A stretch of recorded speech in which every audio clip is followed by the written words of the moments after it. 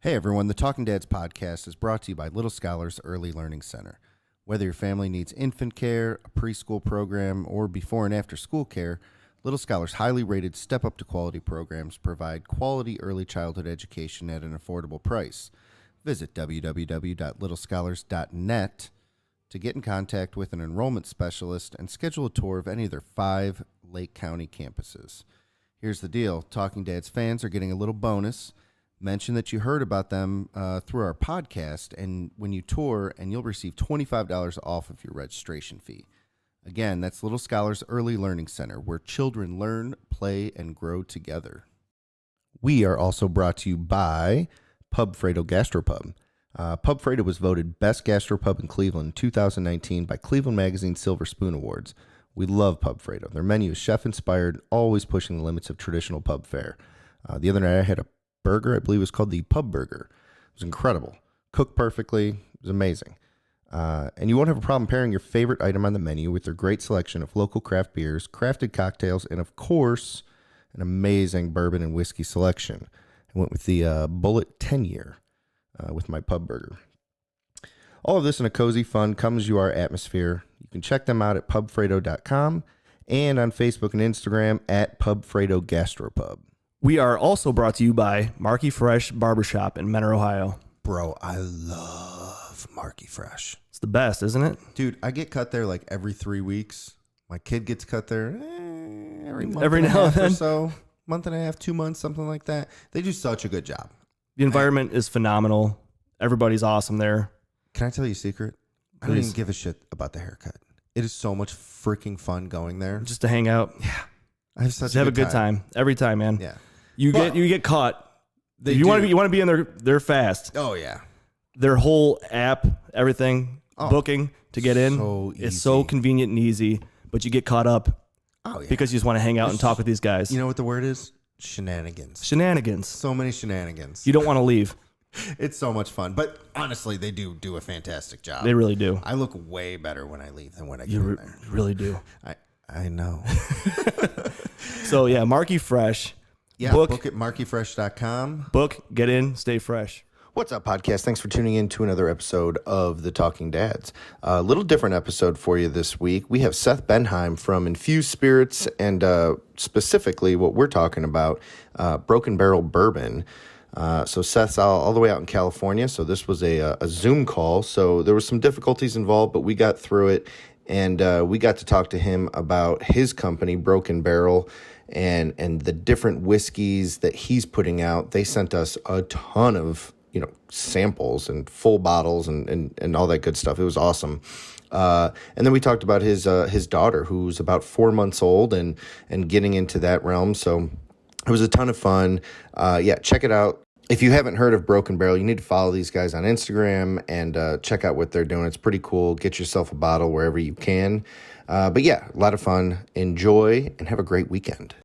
In a world where moms continue to dominate parenting authority and a father's role is minimized in society, 2 dads take on the toughest parenting topics on a weekly basis, all while drinking bourbon.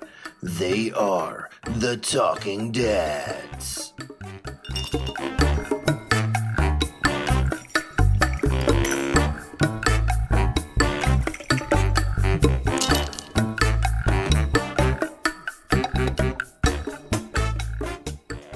So, Seth, thanks so much for joining us.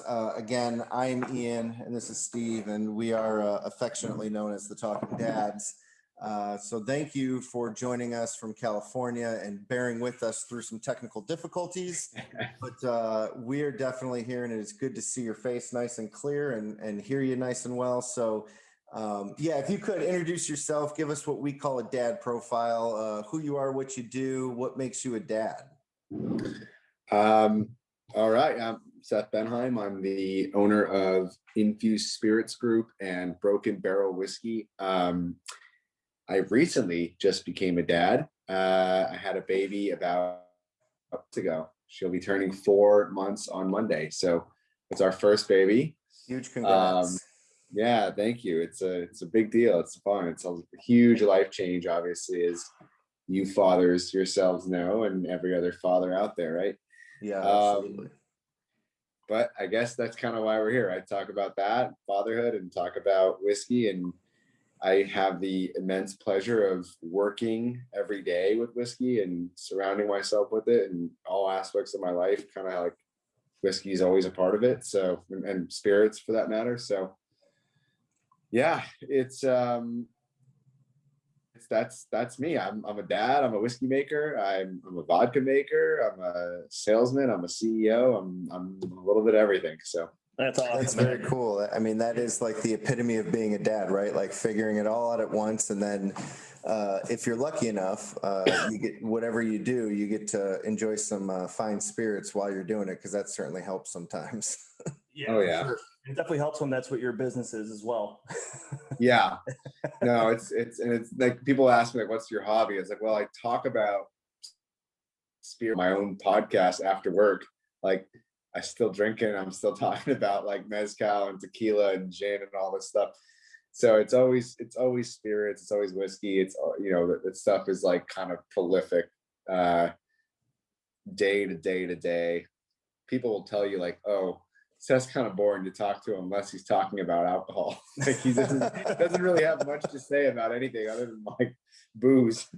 Hey man, if you're good at something, you know, stick with it, and you know, you keep going with it. And quite honestly, it's kind of funny. Like we were kind of talking before this, but you know, we started this fatherhood podcast because we grew up together and we had the awesome fortune of having kids around the same time, and it just very quickly morphed into this like, oh, these guys drink whiskey. And you know, so now like, at least locally, we'll go around town and like, oh, you guys are like the bourbon dads. And we're like, yeah, I mean, we're dads. We like bourbon. We like whiskey. It seems like we gravitate towards whiskey and booze. So it probably just goes hand in hand. Yeah. Well, question for you guys. Where are you guys located and how old are your kids? Two-part question. So we're east of Cleveland, Ohio. We got Cleveland, Ohio. Sorry, and so I have two boys. One is 5, and the other one is 3. And I actually have a third on the way, who will be born in June. Cool. So Wow. my world's about to just explode here soon. Another boy, another girl, girl. So I have all 3. They're all boys. We're having another boy. Yeah, and my kids are 5 and 3 also. I have a 5-year-old son and then a 3-year-old daughter. Gotcha. You guys are the same age. Yeah. So we've been doing this whole thing together. Like we kind of with the kids, and then that's kind of why we started the podcast, is kind of like bouncing ideas off of each other and kind of going on this journey together, which has been pretty awesome because not everybody gets to do that. So that's awesome, like, right? I don't know if your friends have children or people that you hang around quite a lot have children. Not many of them.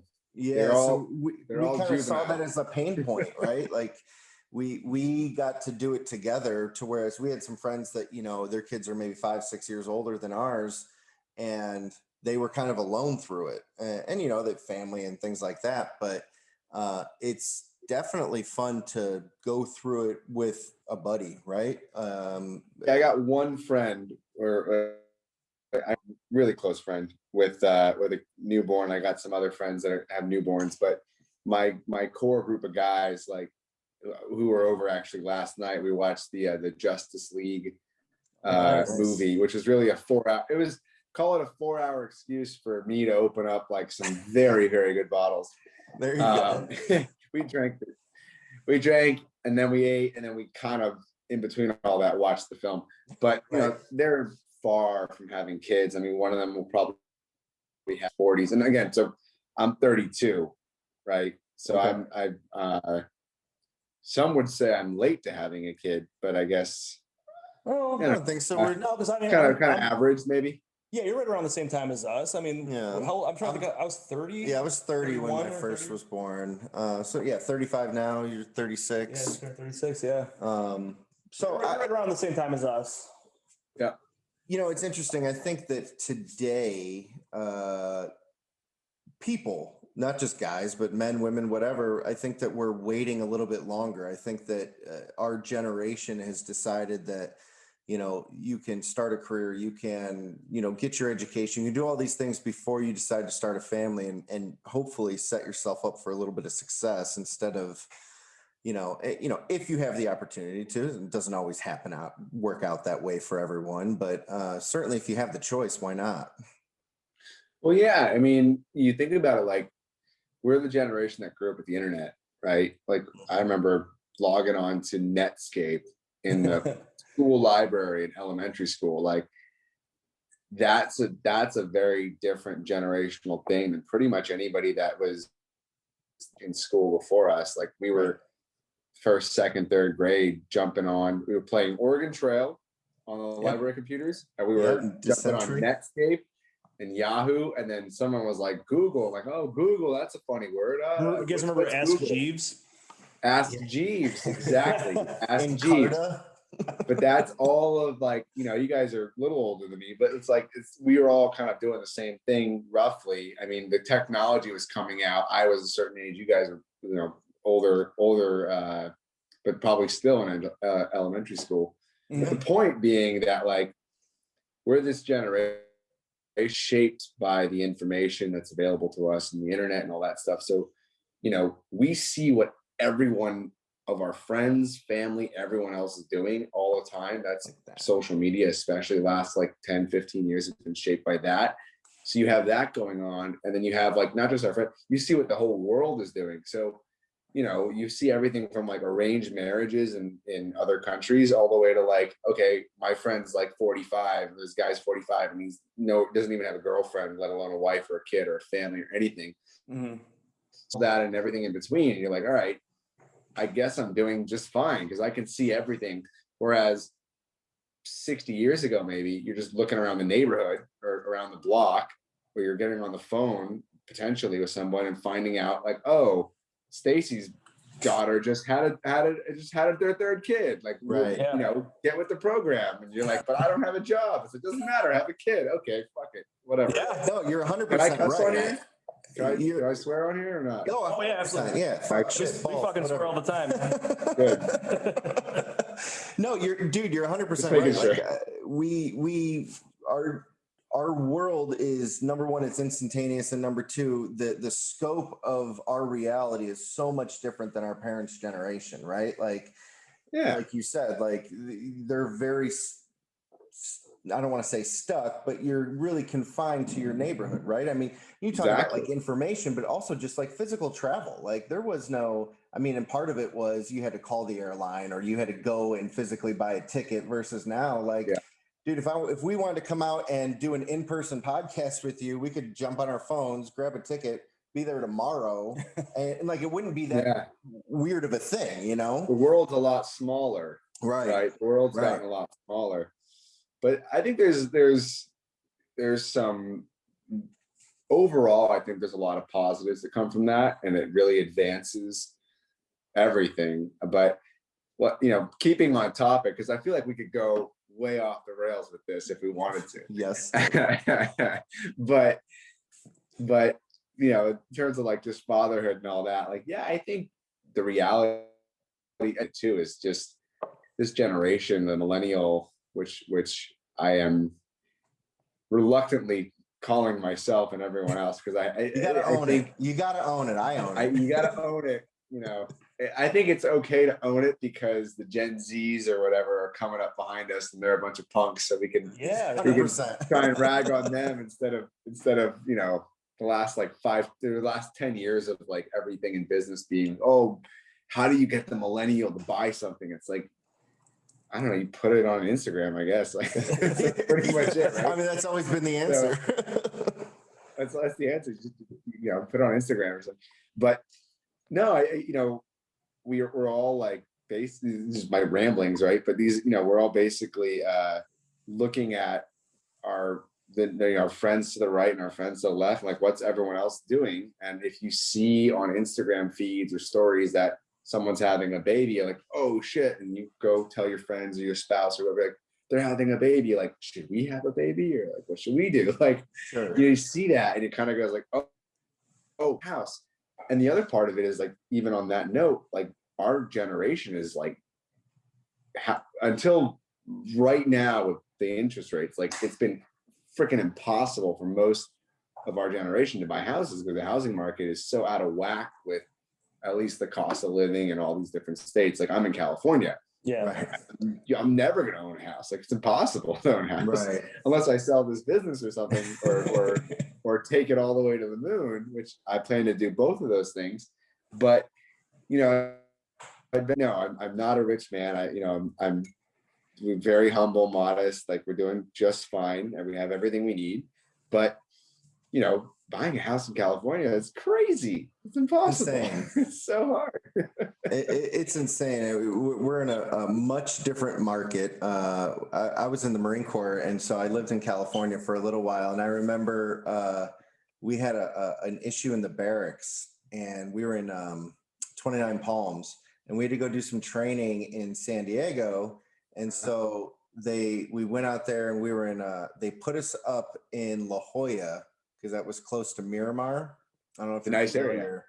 And I remember there was 4 of us in this like studio apartment, and this was back in like 2004, 2005.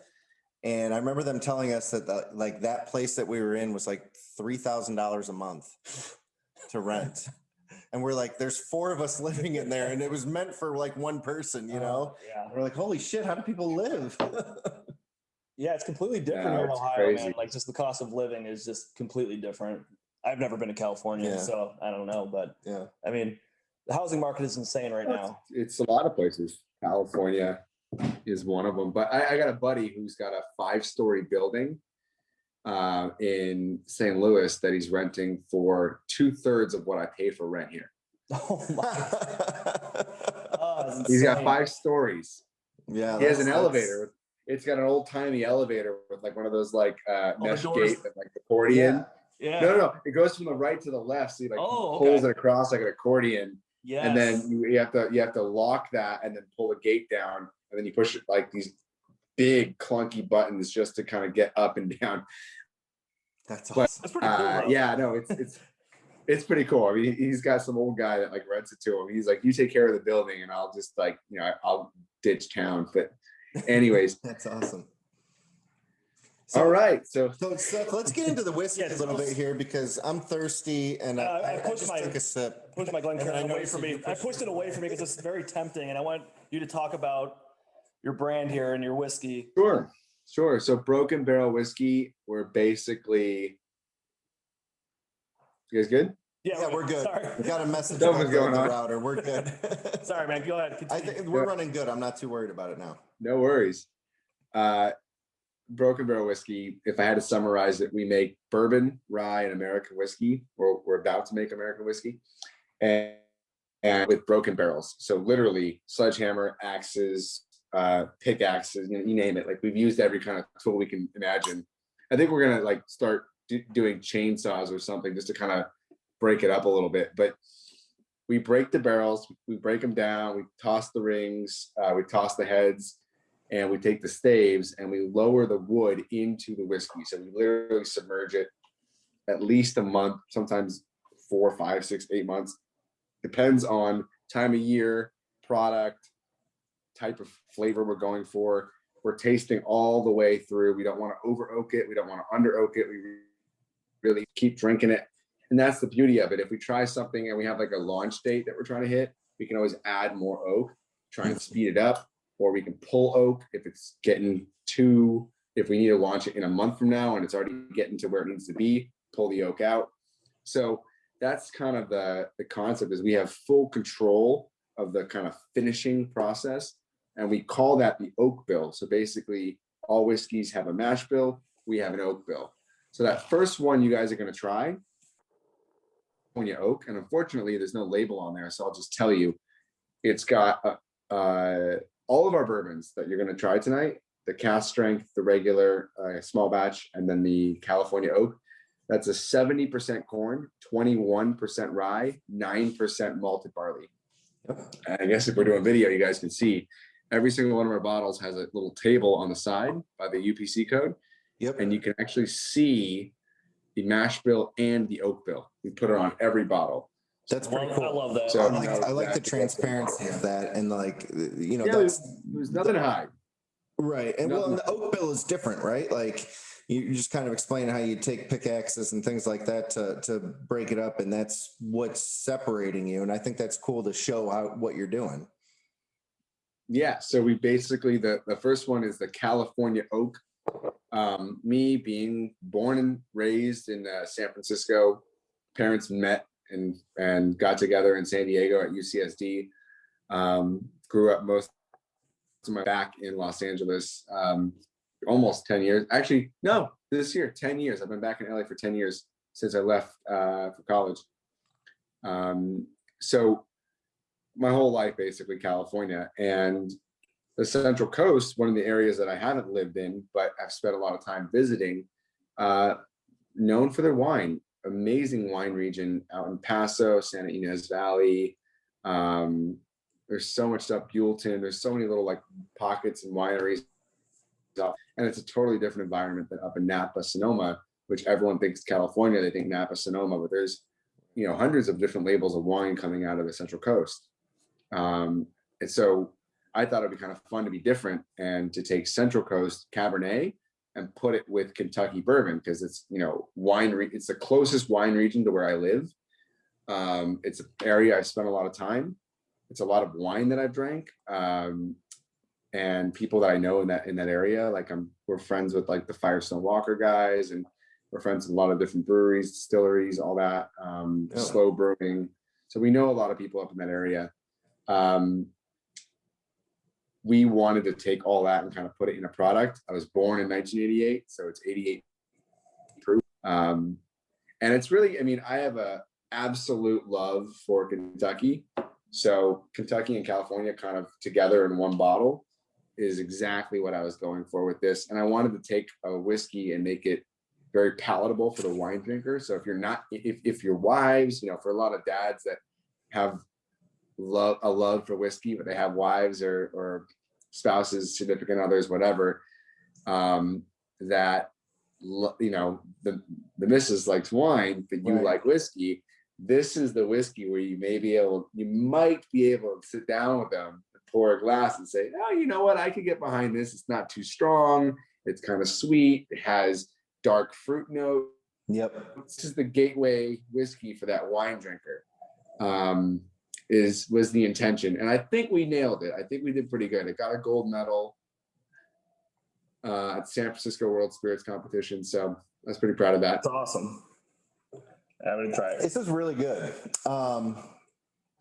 You can definitely taste like like you said, the dark fruits. It's a really deep.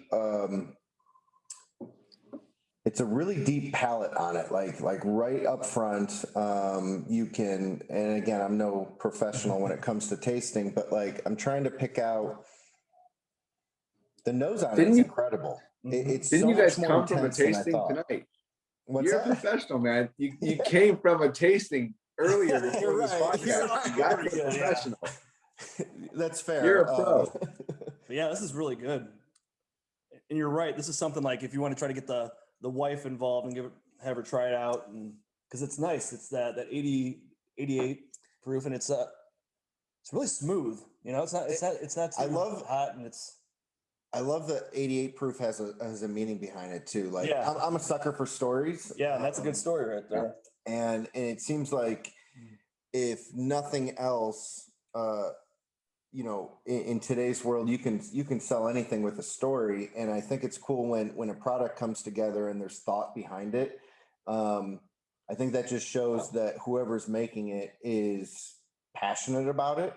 And I think that comes through with this. I mean, when you talk about trying to embody California into a bottle of Kentucky bourbon, this is probably what I think that would taste like. Yeah, this is. I don't know if anyone's done that other than maybe like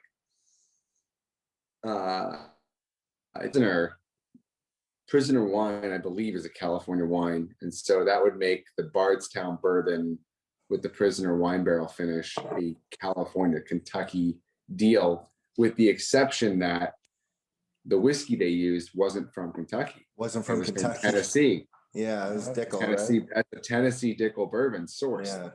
And I've interviewed the guys over at Bardstown. I love their whiskey, but this is a truly distilled, fermented, even the grains were mashed on site distillery in Owensboro, Kentucky. So this is a truly Kentucky distilled whiskey.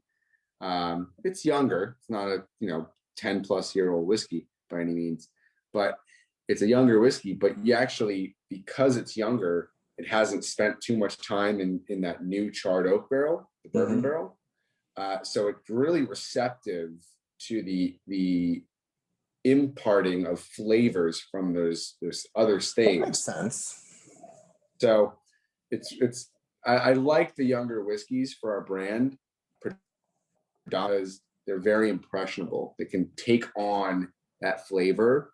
There's still room to evolve and grow. Whereas if you were using something 10 plus years, you would find challenges. If I were to use something that old, I'd probably blend it with something a little younger that would take on the flavors of like my oak bill of whatever oak bill that whiskey was.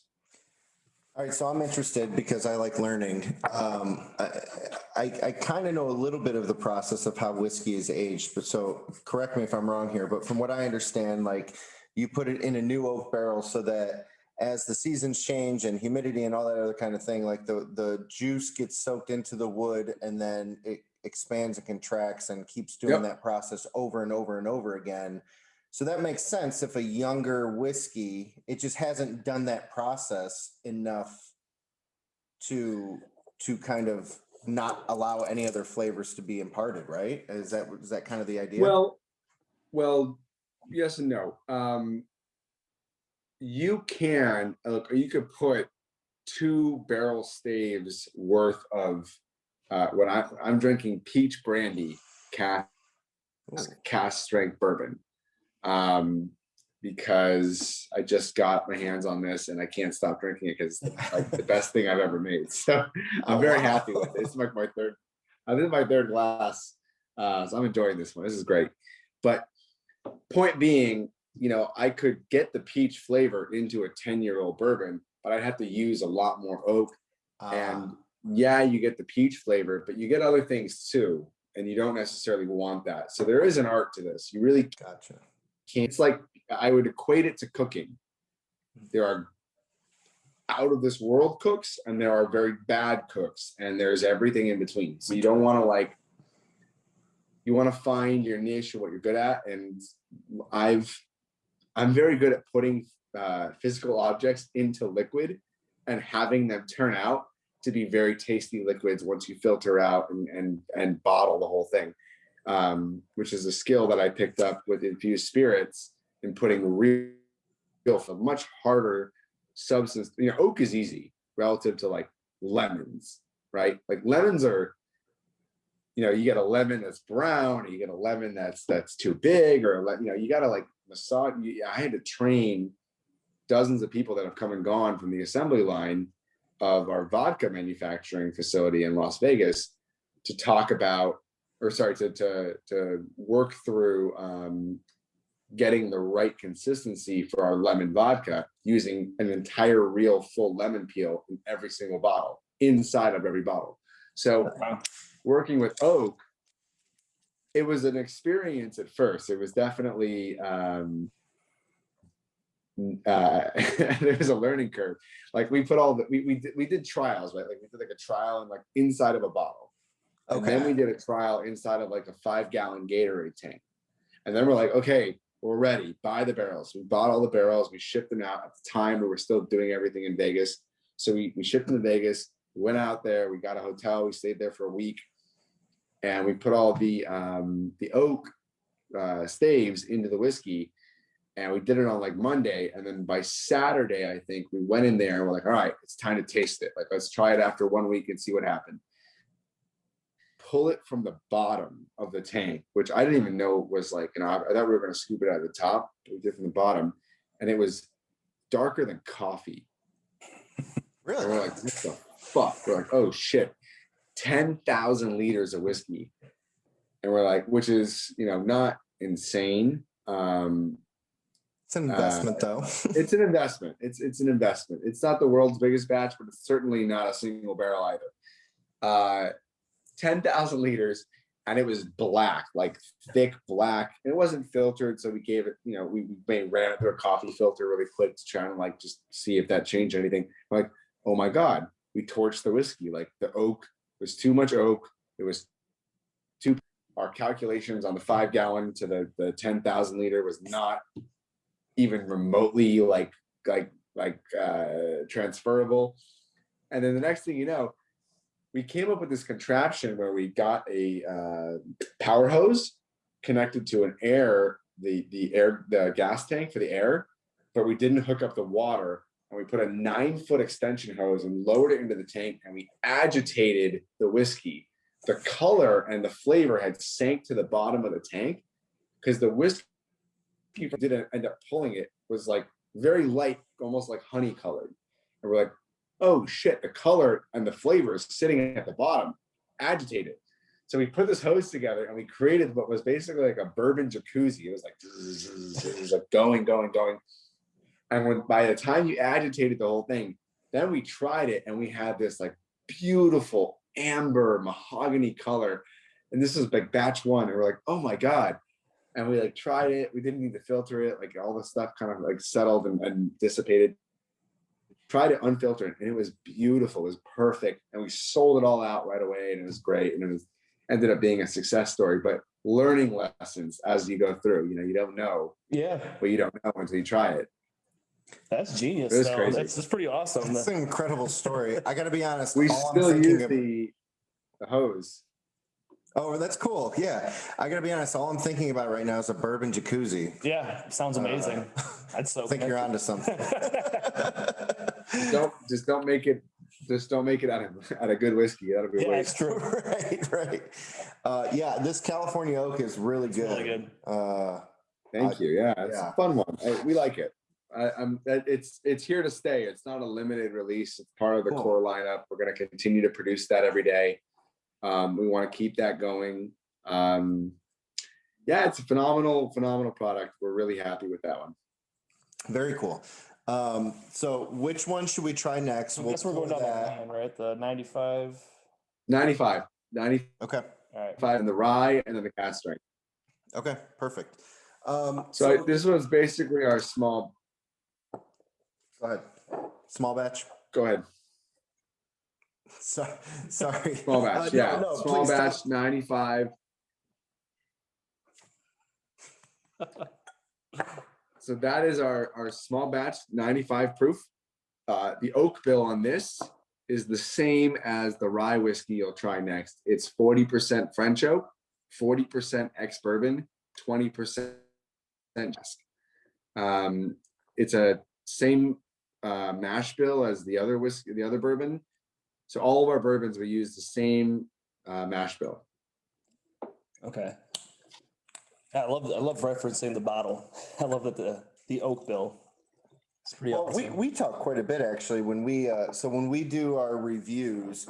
Part of our scoring system is always with the actual bottle because I kind of mentioned it before. Is we definitely like stories, and then I also I really like information. I like to learn something while I'm doing whatever, and so if I can learn something on the bottle, whether it's a personal story or it's just kind of something either poetic or just like fun about the brand. I'm always into that. And I think adding the, again, the oak profile, what is it called? The oak bill.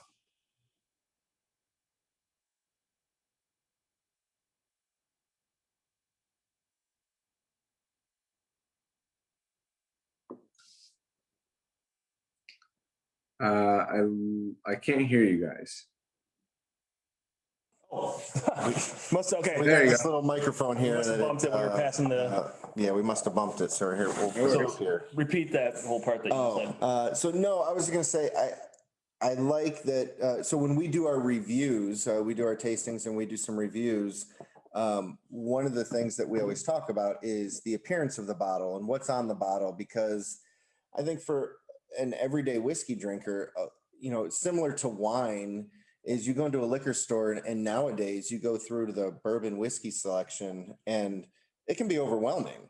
And a lot of times what people will do, especially if they don't know what they're looking for, is they go off of what does the bottle look like? Does it look cool? Is the shape of the bottle cool? What's on the label? And so we try to cover that with everything that we taste and review, because we like stories. We like to maybe learn something. If there's something that's kind of poetic or interesting on the story, about the brand, I think that's always a plus for us. I think these are definitely interesting whiskeys, and they have all kinds of stories around them. For anyone listening, I don't know when this thing's going to air, but if you can find a bottle of our series, those are poetic. They actually literally have poems on them that I wrote. And I'm no poet, but I tried. I did try my best. I have a few of them here. I'm happy to like read one of the poems, but Absolutely. That would be super cool. Hold on one second. I'll grab one. That would be super cool, yeah. Let's see. All right. This one is this is our Isle of Peat. This one's the peated. It's basically a wheat whiskey blended with a single malt whiskey, and it has Islay Scotch barrels. So it says, "I come and bark as we dissent. For this amalgamation, we shan't repent. 1/2 barley, 1/2 wheat. Reclaim the barrels, our whiskey, their peat." I love it. Wow. There you go. Wow. Well done. You are a So poet. that's the poem. So you talk about That's our poetic, thing right there. that The literally story. they have poems on them. That's a good poem. Well, we say a lot of times is like you can have the best whiskey in the world, and if you're drinking it by yourself, you can only enjoy it so much. And by the same token, you could be drinking, what I started out with was Jim Beam White Label, but I have such good memories of drinking that with my friends that the experience of that particular bourbon I still love. Like, it brings me back. So I think whiskey, and maybe that's a little I don't know, animated, but I just think that that's part of whiskey drinking, is like, that's why I love doing it, because It's the him and I get to moments. sit here and Yeah. drink whiskey and talk about it, and it just explores more than just what you're drinking. I agree. The memories you forge over a good bottle and a good conversation by a fire, over a TV show, just living room or backyard, or with your ass hanging out of the trunk of someone's car, and you got a bottle, right? Right. The only thing is, funnily enough, growing up, all my memories, like I remember taking shots of Bombay Sapphire gin, and like we would drink everything, but whiskey wasn't really part of the mix, oddly enough. It wasn't until I was thinking about the vodka and coming up with the concept that I met my partner, who was a Scotch whiskey guy, who like turned me on to whiskey way more than I was. I had a few bottles of whiskey, but I think I was like holding on to I think my dad got a bottle of Blue Label, and he doesn't drink, and I was like, running around going, I'm going to start a spirits company. And my dad gave me a bottle of Blue Label that he was never going to drink. So I drank through a bunch of that, and I was like, oh man, this is really good. Then I met my partner, and I was in 23 or 4 at the time, and I met him, and I was like, oh, this is what I want to do. I want to make this vodka. And he's sitting there and he's like, yeah, sure. And then we started having some meetings. He's like, try my Scotch. And he's like 18-year-old Glenroth or Glenrothes. I'm saying it wrong. He's going to listen to these one day, hopefully, and find these. You butchered every name of every Scotch. But I've never been a Scotch. I don't get them. But I drink a ton. I got 100+ bottles of Scotch at home or at the office. So I am a massive Scotch fiend. My favorite is definitely Bruichladdich. But the whole thing was just like a crazy experience, because but those memories you're talking about, they were forged oddly enough over gin, vodka, Captain Morgan, Sailor Jerry's. There was some oddball tequilas, the blue bottle, Coralejo. We were drinking Coralejo in college, like a lot of Coralejo and these like oddball Milagro, just not like run of the mill brands, like kind of Sure. some run of the mill brands, but not every kind of spirit except whiskey. There wasn't a lot of Jack. There wasn't.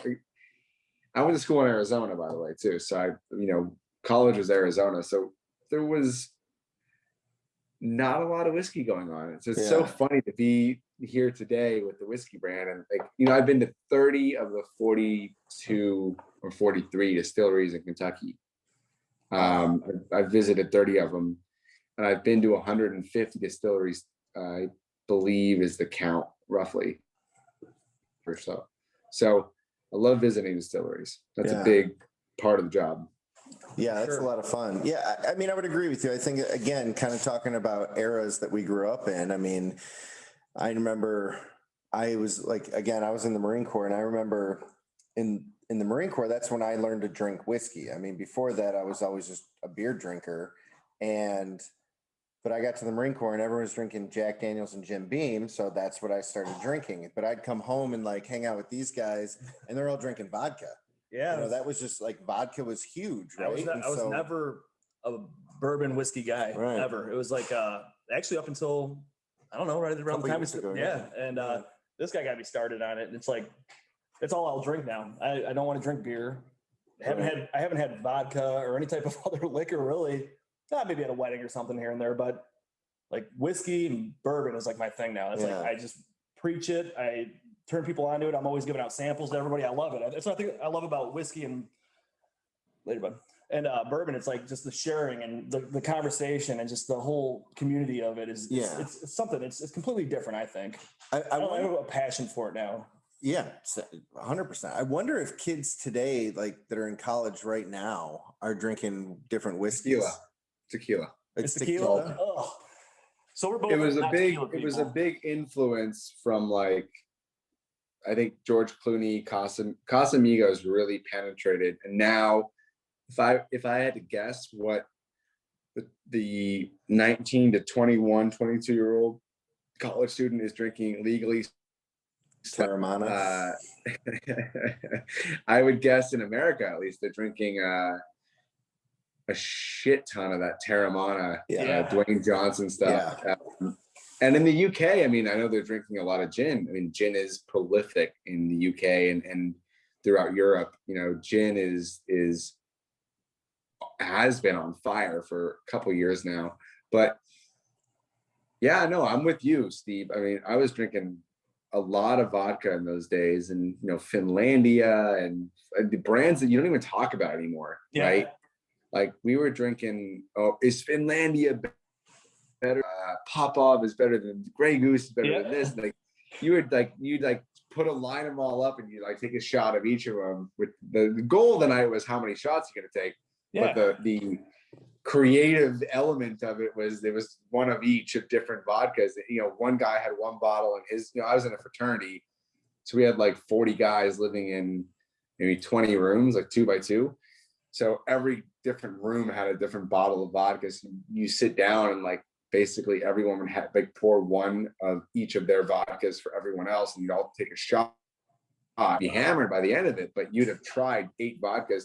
And I remember the guy who brought Tito's. When somebody brought Tito's, he goes, "I just heard that this brand is the best brand in the United States, and it beat Grey Goose in the competition." Like he was like selling us on it, and that was 2008. So that was that was like 13 years ago, right? Yeah, geez. Now it's the biggest brand in the freaking world, right? So you just have these memories of. There was a time when no one had ever heard of it. Yeah, I still remember when it came up. And I remember trying it with guys from work, and they're like, "This is all I drank," and I'm like, "All right, I'll give it a go." And then that was like my. And it was the handle. Yeah, the handle, right? It was the big one. It wasn't the little one. And it was cheaper too. It's not that expensive. So it's like you get that with like soda and like a lime, and it was like the best drink. Like it was it's dangerous because there was nothing to it. It was so smooth and it was perfect. And that was like my go-to for the longest time. Exactly. I know it's a different world. But the only memory of whiskey I have from college at all, because again, it was a lot of rum, a lot of gin, a lot of vodka, pretty much everything but whiskey. But we lined us up as the fraternity brothers. Like we have some visitors tonight. You guys, they told us to turn around. So they were talking at our backs, and we're all lined up, and we're like, our hands are by our sides, and like, all right, pledges, like you guys got to line up. We got a group of guys coming through tonight. We don't want to embarrass them. Like, keep your fucking shit together. Like, no throwing up, no nothing. Like, you guys got to, are you gonna like behave? Yes, sir. Are you gonna behave? Yes, sir. And they're like, all right, well, we got Johnny, and we got Jimmy, and we got Jackie, and where they're coming through, and they're gonna be there. They're gonna like be like the guys, and you gotta talk to these guys. And I'm like, and we were in a Jewish fraternity, by the way, too. So it was like, this don't sound like I'm used to David's and Shlomo. What are they talking about? Jackies and Jimmy's. And we turn around and they put down 3 handles, like a handle of Jim Beam, handle of Jack, handle of Johnny Walker. And they're like, all right, you guys got to finish all of this before you leave the house tonight. And we're like, God damn. So like everyone's doing handle pulls and passing the bottles. But that was like that was the only whiskey memory I have from college, period. That was it. Yeah. And it was kind of like, it was forced upon us as freshmen, I think. And maybe it was a negative thing because we never really like got back into it. Like it wasn't a thing. And it could be a West Coast, Arizona, West Coast, Arizona, one of those things Southwest. too. It's like if you get so hammered off of something, like I have that memory with like dry gin, like just getting so Beefeater. Actually, it was because I was at a friend's house. We had a handle of it. We're just sitting there. We finished it, and I remember waking up the next morning still being drunk, and that was the sickest I've ever been, and I just couldn't touch it for years.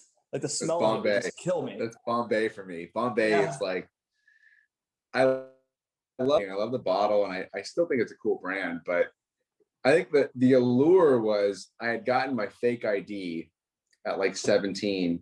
And so I was 18 and we were on like a trip in Palm Springs, and I went to the CVS and I went and like I had my fake ID, and it was like one of the first few times I used it, and I was buying Bombay, and I didn't realize the bottle was blue. I thought the liquid was blue. So I was I got back to the car basically on this high because the fake ID worked. And I'm sitting there with the Bombay, and I'm like, guys, you'll never believe this. The Bombay is clear, but the bottle is blue. Like, it's such a concept. That's awesome. Guys, think about those are the fun stories. Yeah, man, absolutely. That's like when we were like college age. It was like, what was it? That Hypnotic. Remember that shit? Oh yeah. Yeah. You got to get a bottle of Hypnotic because 50 Cent and all these guys were drinking. We got to get that shit. It was like Kool-Aid.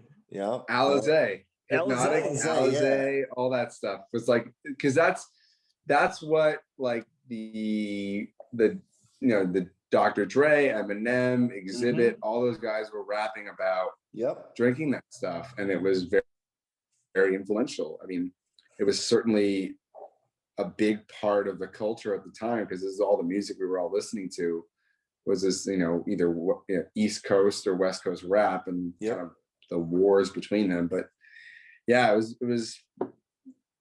Yeah, I remember going to a party at UCLA or something, and it was Hypnotic, Alizé, and Hennessy. I was like, Hennessy, and it was, and truth be told, there wasn't a black person in the room. Like, you guys are heavily. I'm like, what's going on here? Like, you guys are trying to be something you're not. I don't know. Like, it was just like kind of a funny moment. Like, well, I mean, fast forward to being in my mid 30s now, and I think that I look at things like that and say, oh shit, the world was the same, just maybe a little bit more influent. It was maybe a little bit easier to influence, but like marketing always rules, right? Like you get some famous people that are what's it right now to start drinking your stuff or wearing your product or whatever, and you can really create a shift in culture. You get something like Terramana, for example.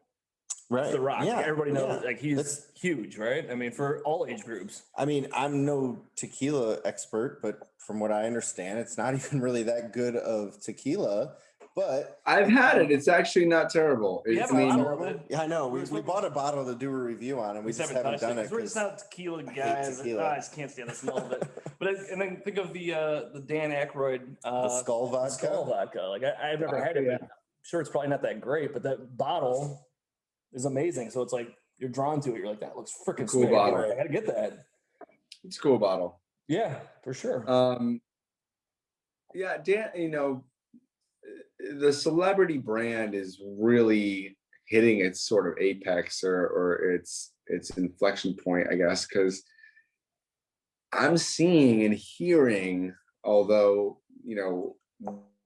the no in a year from now, but like Kendall Jenner and I think Kevin Hart are both launching tequilas, and there's been a lot of blowback. It's like, all right, it's people are going like, it's okay to be a celebrity and not have a tequila.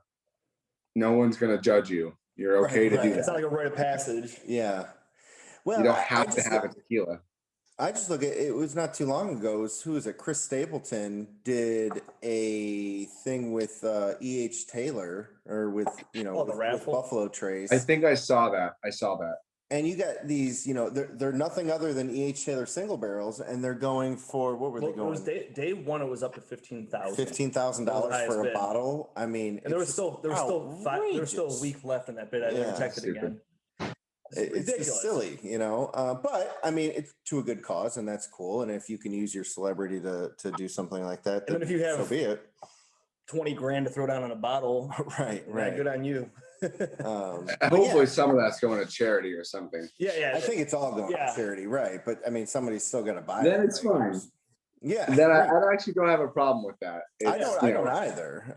It's just interesting to see how, even if it's not like I have my own brand, but like how, like we said, how like Dre and Eminem were talking about rapping about Alizé, and like then all the kids bought Alizé. Like, I don't know if they had a stake in the company, but they should have, because I'm sure they sold it. I don't think they did. That was before them. They didn't think there wasn't a business savvy to take some kind of like monetization in the brands they were rapping about. But obviously nowadays, you've got I'm gonna butcher this, but I know one of the current rappers has a wine brand, or a rosé brand or something. It's like a rapper with a rosé. What a concept. Wow. But that's a real thing too. I believe it. But again, that beyond that, I think the point is, I would be very curious to see what I think that the guys like The Rock, who are already wealthy and already successful, could certainly. Sorry, hold on. Like slew of text messages came in. I think guys like The Rock would definitely be more. I think it would help them in the long run. Not that they need it, but if they the brand and they were to really promote the charities that are involved or profiting from, they don't need all the profit they're going to get from Terramana. If they could attach a charity to that, I think it would be a big deal and really change the upcoming perspective on celebrity brands altogether, because every celebrity that touches the brand from here on out is going to be like, oh, another blah, blah, blah, blah. Yeah. It's going to change. Yeah. And they got to stand, these people are already rich. Yeah. There's some truth to that. I mean, I think you had the couple that got in on it early, like Ryan Reynolds has his gin. Conor McGregor did his proper 12. Those guys got in on it. But I think you're right. As it becomes the trend, it becomes less desirable. Saturates the market. The 2020s need to be more of less about me, the celebrity. Oh, woe is me. Buy my tequila. Like Kendall Jenner. Like, you don't need money. You're she's fine. She's billionaire. Exactly.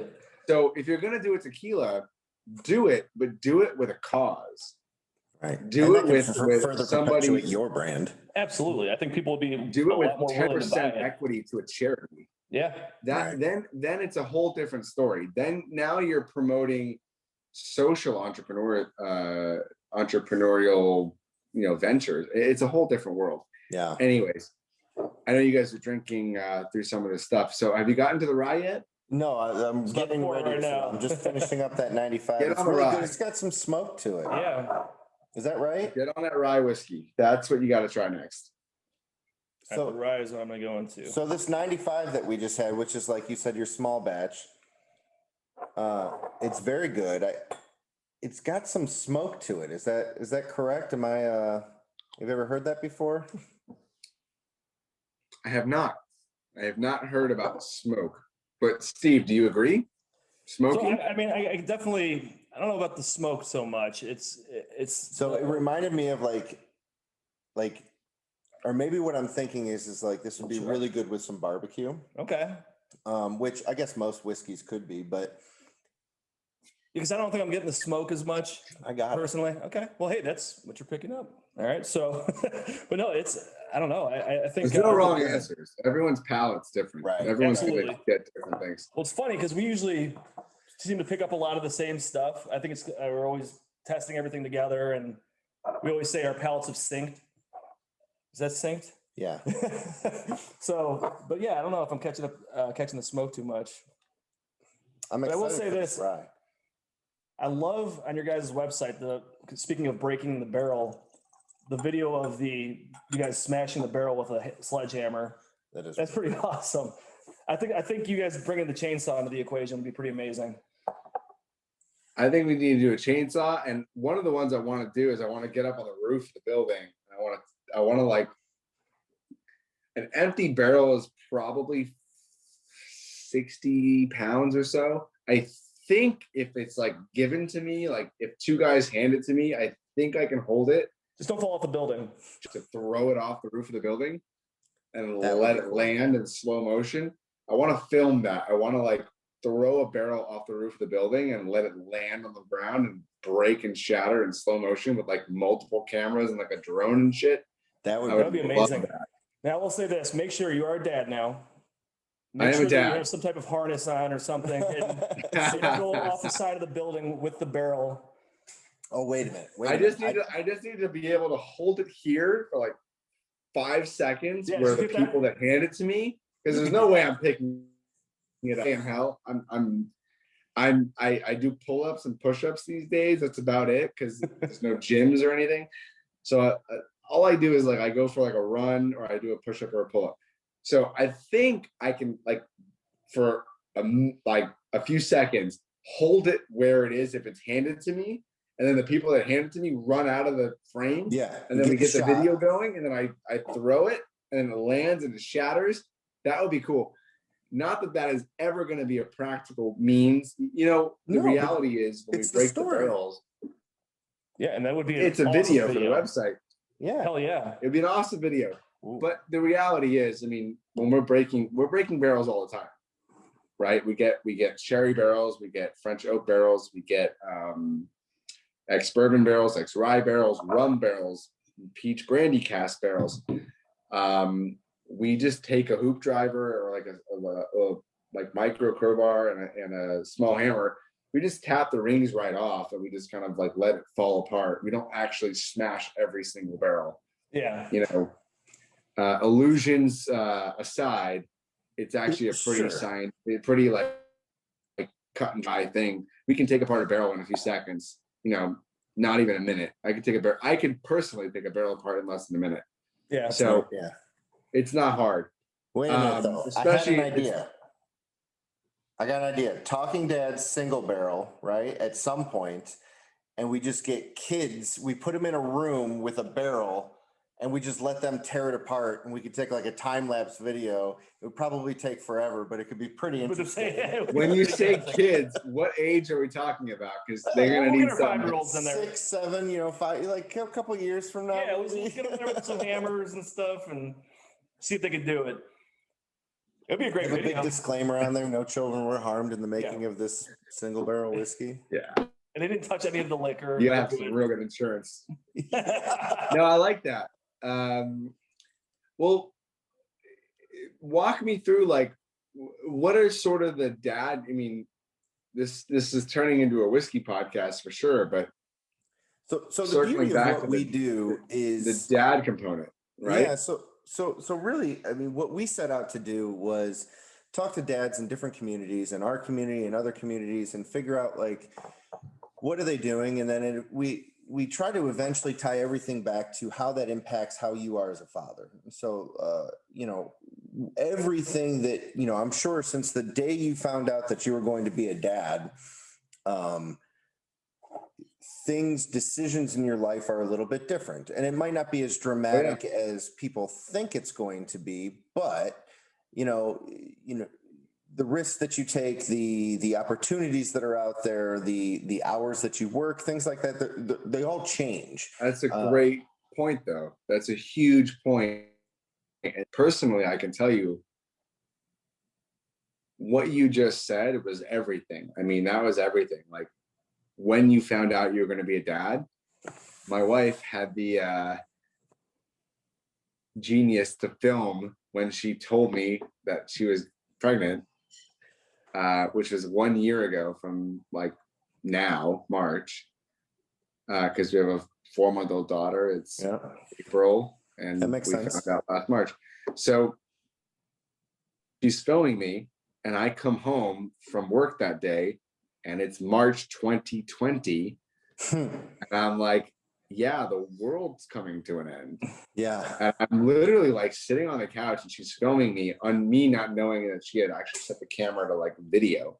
She, like, is, like, fuddling with her phone, and she puts it down, and she goes, I got you something. And she gets me, like, a little gift bag.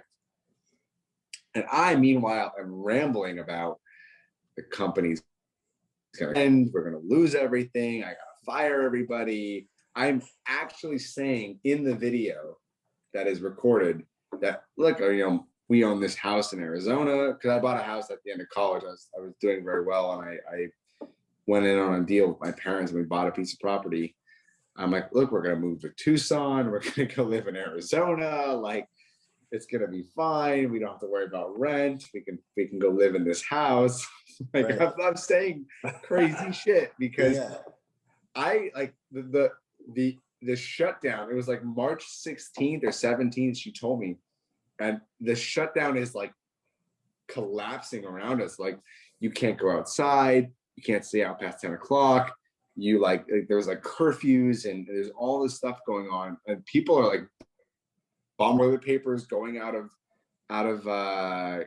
stock, and it's like, oh my God, like, what is going on? And I'm thinking about the next day of work. Like, I have to go in and fire my entire staff or furlough or something. I didn't know. And she's handing me this bag, and I pull out this, the pregnancy test, and it's positive, and I go, fuck. I'm like, fuck. I was going to say I have the exact same story. Mine wasn't during COVID, but for my first child, I came home from work, and I walk in, and I'm just tired and pissy, and my wife did the same thing. She has a camera set up, and she hands me a gift bag, and I'm like, cool, I don't know, it's not my birthday or anything, whatever. So I started opening it up, and I pull out, like, a onesie. I sit there for a minute, and I'm looking around, I go, are you fucking serious? Like, in the video, like an right? exciting, like, jumping around thing, like she expected, and I kind of, felt really bad later. No, I got excited. I did transition very quickly. Yeah. I was like, oh my God, this is amazing. Yeah, but that initial shock is, like, it's scary too, because, like, then all of a sudden your life flashes before your eyes. You're like, you start, as a dad, you start thinking, can we afford to do this? Am I going to be okay? I start thinking about school and college. Like, you start thinking everything about all this crazy changed. stuff. So. No, everything changes, but at the same time, the video is very interesting, just from like whatever perspective. But it's a person, me. I'm this guy, and I'm sitting there, and I'm thinking about the end of my company, because I don't know how COVID's going to affect us. I'm like, we're an alcohol company. Like, we didn't know alcohol was going to go gangbusters in the stores. as a result of all the bars closing, which is actually what happened. I mean, we had a pretty, we lost about 8 to 15% of our business, depending on where you're like talking about. You got a guy in the background? Yeah. Just sitting in the window. Hey, buddy. How you doing? Oh, that's amazing. I 4-1. Right. No, it was funny. Like it's a really interesting like clip of like I watch it from time to time because it's like very weird to see myself going through this sort of series of emotions, not knowing I'm being filmed, and then finding out this life-changing piece of news that you're going to be a father, and it's like, oh fuck, like that's a whole thing. And then, now I think about my daughter, and I'm like, oh my god, like my goal is to like try and if I have this thing like I want to be in the spirits industry for the rest of my life. I'm infatuated with it. I don't think there's a limit or an end to how much I want to do within this industry. And I'm like hoping and praying and like counting my wishes that my daughter will like take up the mantle and that I could build a business or an entity that she could inherit from me or least find a role at the very least to be involved in what I'm passionate about because I'm that passionate about it. And I'd like to create that over the next, 20 odd years, Yeah. Well, it's a hope and a dream. It's very unlikely, but we'll see. I don't think it's fair to say that it's unlikely. I mean, I think that if there's anything that I've learned over the last 5.5 years of being a dad, it's that your kids, if there's one really cool thing about being a dad for somebody who's narcissistic, because I am, like your kids are your biggest cheerleaders, right? Like they think that you're amazing. And like, I know if I'm ever, so I own childcare centers for my real job, and it's been a struggle over the last year. And we've certainly had our downs and there's days that I come home and I'm like, what the hell are we going to do? And I come home and, my daughter's like, Daddy, you're the best. I love you. And my son's like, how was work today? And you know what I mean? Like, they're just so naive to like all of the crap that we've had to deal with for the last year. And I think that's always a good reminder to say like, I mean, I guess you could be doing like the worst things ever and your kids would probably still love you and cheer for you. But I know I always need that. And so I work with my mom. My mom started our company 27 years ago. And cool. I can tell you like from the errors, I guess, perspective is it's amazing to have that relationship and to keep going with it. And it's not to say that like they'll be interested in something right away. So I wasn't. I mean, yeah, absolutely. I mean, like your kids are gonna naturally, if you involve them, they're naturally gonna gravitate to what you're interested in.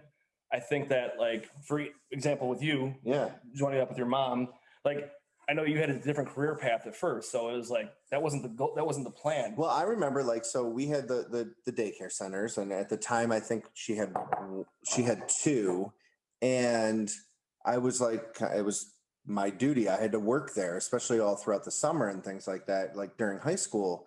And I did everything that I could to get out of that, right? Like I had wanted nothing to do with it. I mean, I didn't look at anything financially. I didn't look at, that wasn't my thing. It was just like, I need to go do my own thing. I need to be my own person. So I joined the Marine Corps, and then I got all these other different jobs. And there came a point where it was just like, wow, what an opportunity to, not only just like be part of a business that like not everyone has the opportunity to just jump into, but to work with your mom, right? Like, or if it's your dad or whoever, like that's just an amazing opportunity. And I mean, I talk to my mom multiple times every single day, and that's amazing. I mean, But you're lucky. I mean, that's a blessing. That's a blessing on its own to have that relationship with your parents, mom, dad, either or both.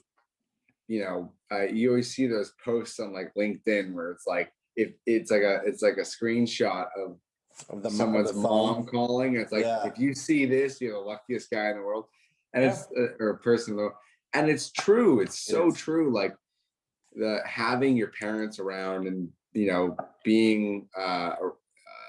being fortunate enough to have those interactions with your parents and to have them call you and be part of your life, and have a positive relationship is something that's so often taken for granted, and it's so powerful. It's so important. Like, I'm very fortunate. My parents have been together for 30 something years. Like, I don't have step parents, step brothers, anything like that. Not that's a bad thing or anything like that, but like, I'm extremely lucky that I have a really good foundation and a really good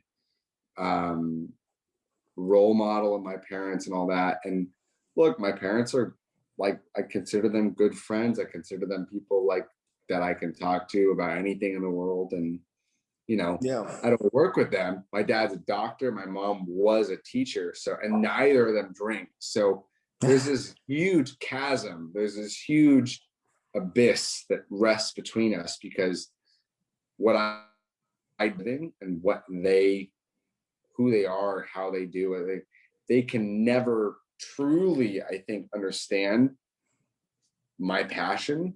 Right. And look, like last night I was drinking like fucking Cavalon and Bruichladdich and like all these amazing fucking whiskeys that would be so lost on people like my parents. It would blow their minds. If they were to try stuff that I was drinking last night, just as an example, it would be like someone who has never heard music listening to the Beatles and Prince and Michael Jackson and fucking like, I don't know, Red Hot Chili Peppers in the same night. Discovering all those bands in the same night. It's like, what the fuck? Like, what the fuck? Right. What's going on? Yeah, that shouldn't make sense. Right. I agree. I mean, my parents definitely drink, but like, so they really get into, like, now that we're doing this thing, they really get into, my dad will call me. He's like, dude, I found so-and-so after I saw you guys review it. And, this is really good shit. Thank you for making the recommendation. Though. He's like trying to stuff you're recommending. Right. So that's been fun. That's awesome. Yeah. Really my parents are not drinkers either. They both not at all. And, no, my parents don't drink. My dad can't. They can't drink. He's a surgeon. My dad's a chief of hand surgery at UCLA, so he like literally can't drink. But he has told me on occasion, he's like, when I retire, I want to drink a shit ton of whiskey with you. I'm like, okay, that's fun. Whatever that is. Like, come talk to me in like 10 years or whatever, however long that is. Yeah, so you'll have a good lineup for him. Oh my God, at that point, I imagine we'll have like 1,500 bottles at that point. Because I'm adding like 100 to 200 bottles a year to the collection. That's awesome. I got a library of like 900 bottles right now. That's really incredible. Cool too right now. It's like the collector aspect of it. It's amazing how quickly you can amass. It's like exponential. I don't know if it's because of COVID or what, but over the last, I would say 2 years, I went from like thinking that I have 20 bottles of whiskey in here. What the hell am I ever going to do it? Like, how do you got 100, 250 or something like that now. And I'm like, Well, you know what it is? It's people like myself, and it's the founders and the owners and the managers and the marketers. And we're all like, look, we cannot go anywhere. We can't do anything. We can't show up. I haven't been on a plane in a year. Yeah. Which is very uncharacteristic of, I think the baby is a huge part of it. And being here for my wife and being here for my daughter has been obviously grounding me for sure. I would say pregnancy and fatherhood have grounded me a lot more than COVID. Sure. I would say COVID is a third. If it weren't, if my wife never got pregnant and we never had a daughter, I would have traveled a lot more. Right. And I would have quarantined myself on the couch when I got back, Right. just to be able to work and do my job. But the reality is, like, COVID was never the scary thing to me. It was getting her sick was terrifying, or getting my daughter sick when she was a newborn and hadn't been vaccinated. Like, I was very scared of getting her or my daughter sick. Like that was not. Well, again, you just have different priorities in your life. The minute you find out that you're going to be a dad, like your mindset changes. You're not going to go out and do that stuff. So for me, I was never like going to travel. I mean, I went to Vegas a couple times. I drove to some certain places, but I never got on a plane. Yeah. And I never interacted with like really large groups of people per se. But now, like, I'm back. Like today, I got my I looked this up. Like, I don't know if I'm supposed to drink today or not, but I got my second shot like earlier. Like, I think the Band-Aid's still on there. Nice. There you go. I got my second shot this morning. So I'm fully vaccinated. She's going tomorrow morning. Like, we're and a couple of my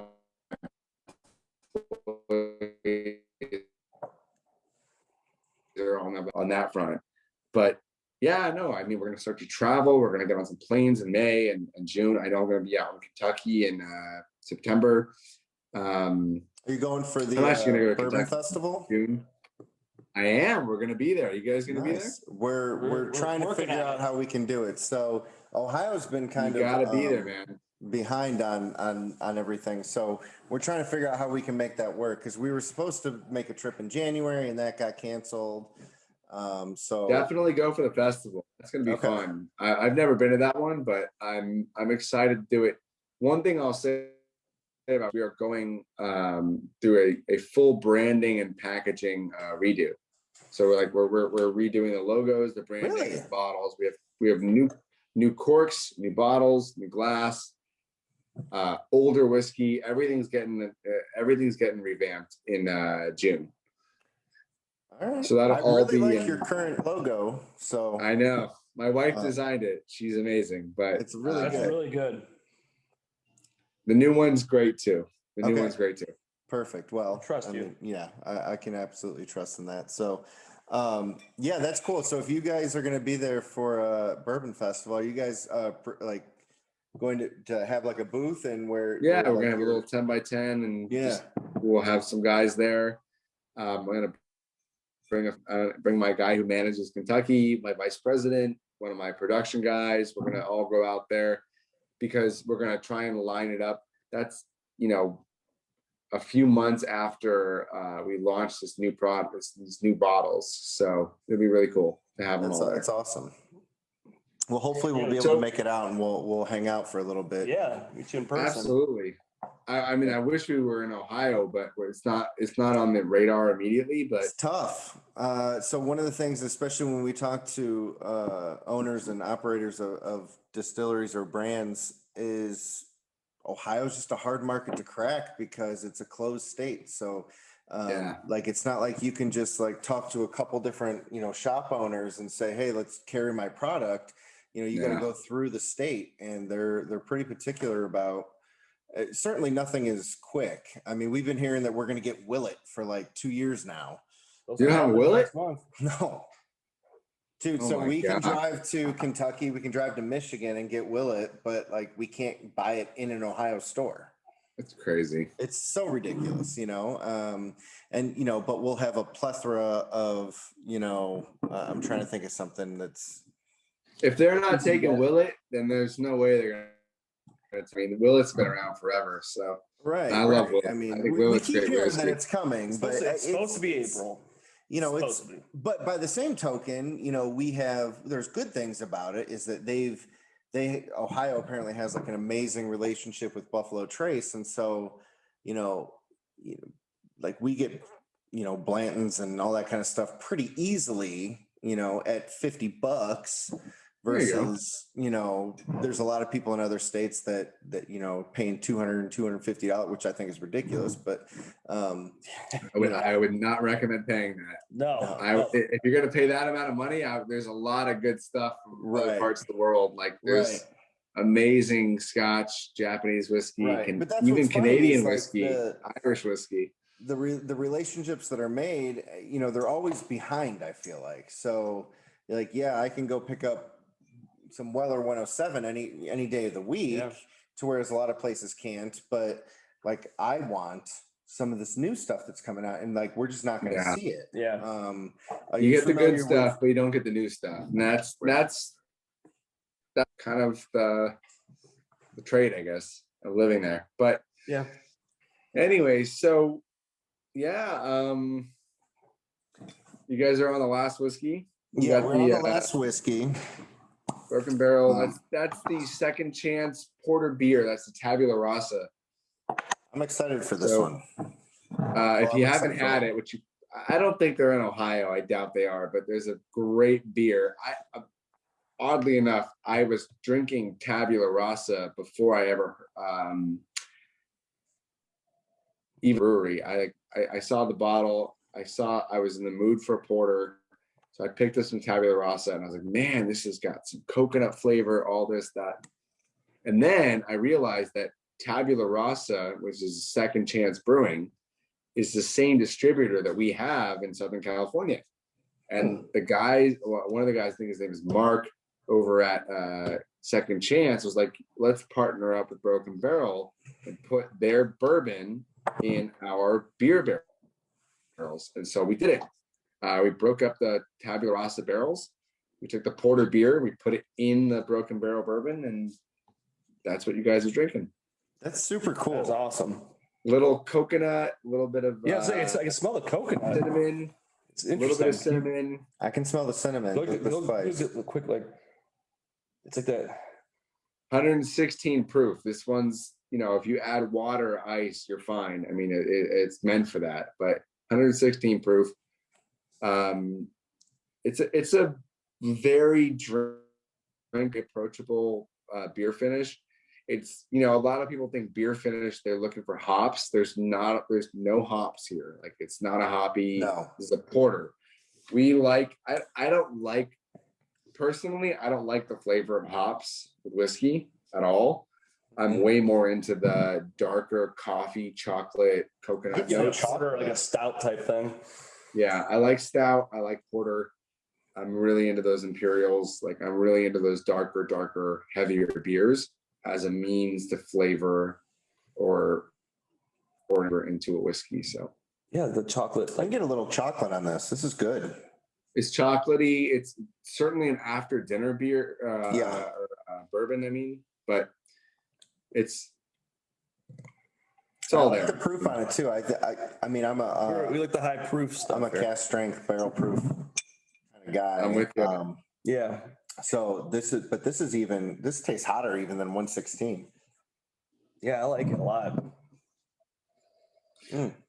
It's a sharp whiskey. It's certainly, I mean, a couple drops of water, but it's a beast. I mean, it's meant to be a beast. You're supposed to get a lot of bang for the buck. That thing retails for like $40. Really? That's solid. Wow. Yeah. All right. We sell our cast strength between $40 and $50.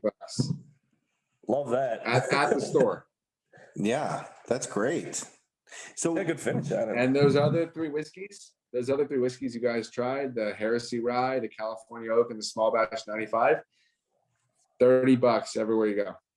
Shit. Love that. So where are you guys at other than California? Like, I'm assuming California, Nevada, like 35 states. So we're basically everywhere except for your states, control states. Did you say so we're 45 not in states? 35. Oh, 35. Okay. So we're not in Ohio, Pennsylvania, Maine. We're not really in North Carolina yet. We're not in Montana, Iowa, Idaho, Nebraska. The flyover states. We're not in any of those states, but we're in every California, Washington, Nevada, Arizona, Texas, Florida, New York, New Jersey, Connecticut, Maryland, DC. Okay. I mean, we're pretty much most states. That's good. And if you don't live in Ohio and you're listening to this show, you can find us online. You can just Google Broken Barrel Whiskey, and if you see a retailer and they ship to your state, by all means.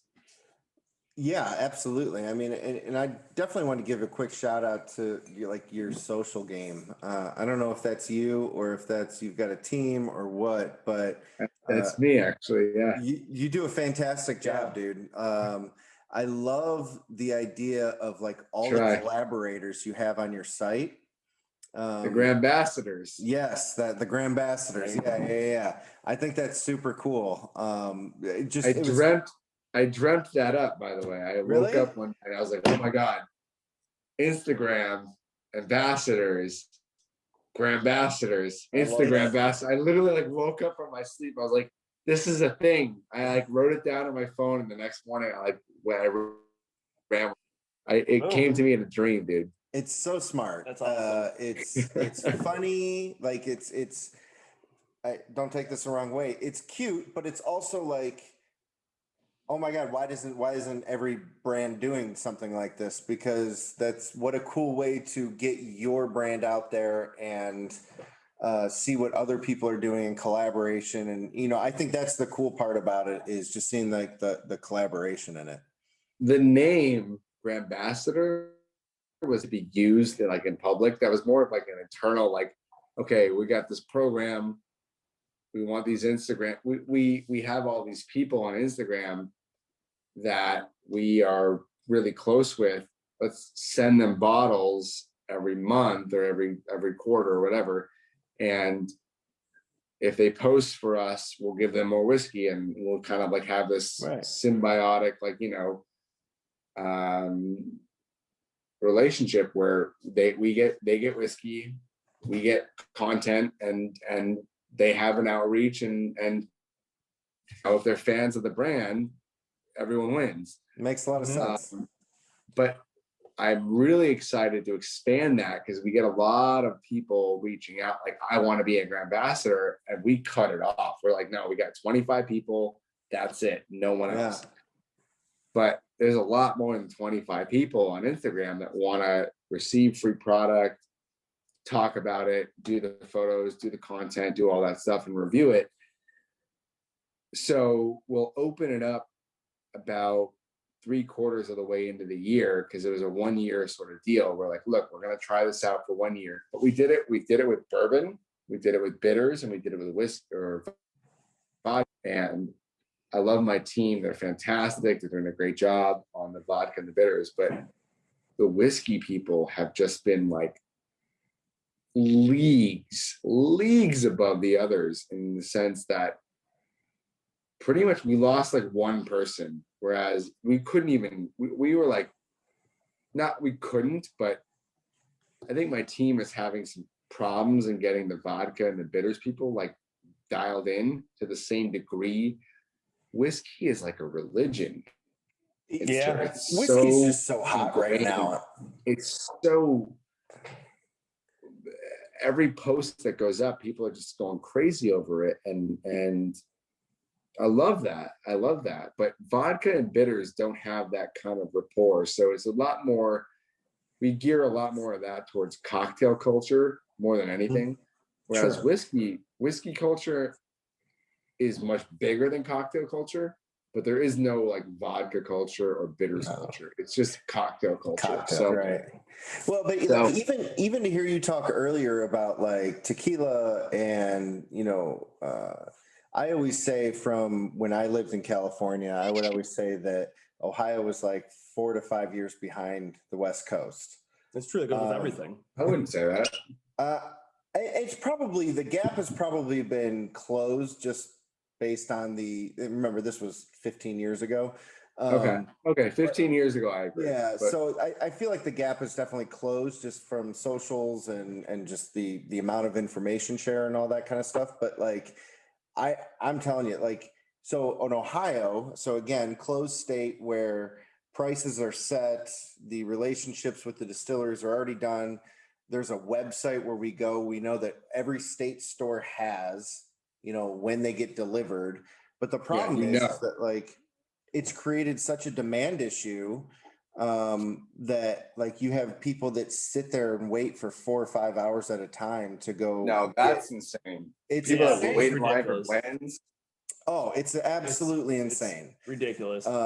So like we started doing it if we could get out of work or whatever, and mostly just to talk about the podcast, right? Like I would go wait in a line of 30 people, knowing that like I'm not going to buy anything. And I would sit there and just talk about the podcast and build relationships and try and push that. But like the culture for whiskey around here is outrageous. It's just insane. 100%. Yeah, it's pretty ridiculous. No, I mean, the people that are waiting in line are like, the taters or whatnot, but I appreciate it. I understand it. And look, everyone wants to try what is popular and what is hot. My 2 cents are, look, a lot of us, myself included and others, are making great craft whiskey or putting something out there or producing something or bottling something that is every bit as good or unique. And some of it is in similar or lower price point than what you pay for some of that stuff. But you'll enjoy it. I totally agree. It's okay to try something it's okay to not buy Blanton's or Weller or, Buffalo Trace and drink something else. And, I think the real winners are going to be the people that venture out and buy, Heaven Hill Green Label or Broken Barrel or other brands that are sub $50 and they can get a lot of it and not have to, hoard up on it because it's going to be there. Wild Turkey, rare breed. I mean, that's an amazing bottle. I've said that for a while. Rare breed's like one of the best values in bourbon ever. Old Granddad 114. Yeah, so good. Go buy 20 of those before you buy one bottle of like barrel proof 120 versus 114 proof, E.H. Taylor or whatever. Like, it's not worth paying all that extra money. But yeah, that's a much broader conversation, of course. It is, yeah. On the topic of Broken Barrel and fatherhood, I would say, look, it's for anyone that's a father, like, it's exciting. It's certainly an exciting time to try out, like, okay, what kind of father am I going to be? What kind of schools do I want my kid to go to? What kind of decisions do I need to make in my career? All those things are certainly weighing in more than they ever, the impetus to start the company from day one was I have no obligations. Right. I jumped off a cliff, metaphorically, in starting this business because I literally sat down and looked and told my parents and everyone else, was like, look, I don't have any debt. I don't even have at the time, I didn't have a girlfriend. I'm like, I don't have a girlfriend. I don't have debt. I don't have kids. I don't have rent. I was living with my parents at the time when I started the company. It was like, I have no obligations to anyone, anywhere. I owe nothing to no one. I don't even have credit card debt. Like I don't even have student loans. Like I was very fortunate. Like I am very, very, very uniquely in a position to take an immense amount of risk, right, and start a whiskey or at the time a vodka company. And as the years have passed, that has changed. And now it's like, oh, I'm still doing the risky stuff. Hi. You gonna be on the podcast? No. My wife's like, can I come in? No. Kitchen off limits. But you know what I mean? It's like, things change. Things have evolved, obviously, from when I was 24. So, it's fine. And that's part of not only being a man or an adult, but it's also like, I think that's part of fatherhood, because I think that you'll find out too that, 3 months, having a 3-month-old daughter is going to be uniquely different from, having a 3-year-old. And the challenges of like, okay, well, how am I going to spend my time now? Because, everyone, so something that we say on the show a lot is the hardest stage of parenting is the one that you're in. Yeah. So, you hear terrible twos and That's so true. You hear, the crazy fours and all that kind of stuff. But the reality is like you're dealing with the hardest part of parenting right now. And then in 3 months, that's going to be the hardest part, because you're trying to learn on the fly about what your daughter needs, what your wife needs. Yeah, exactly. You take and everyone has different needs.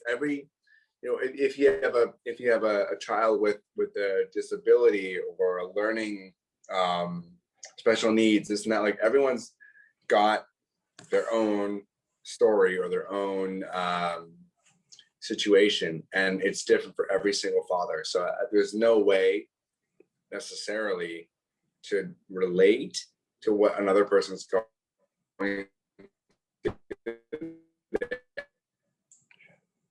have their own to deal with, their own relationship with their spouse. No one guy is dealing with his wife the same way the next guy is dealing with their wife. So it's like no clue what's going on. Like, are they intimate? Are they not intimate? Are they happy? Are they unhappy?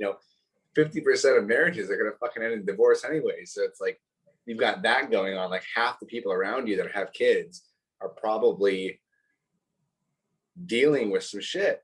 Yeah. At least. Sure. If not going I'd say through, 100%. if I think 100% of the people are dealing with 50% of I'm saying that incorrectly, but at least 100% of the people, half of them are en route to like some kind of not financial relationship like meltdown.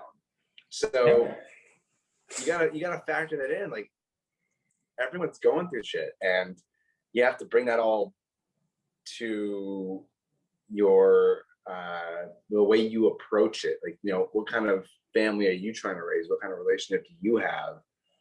And not really, you stay in your own lane. Like, don't weigh your situation against someone else's, because everyone's got their own baggage and their own thing going on. Yeah, it's uniquely yours. It's uniquely yours. You own it, and you do the best that you can with it.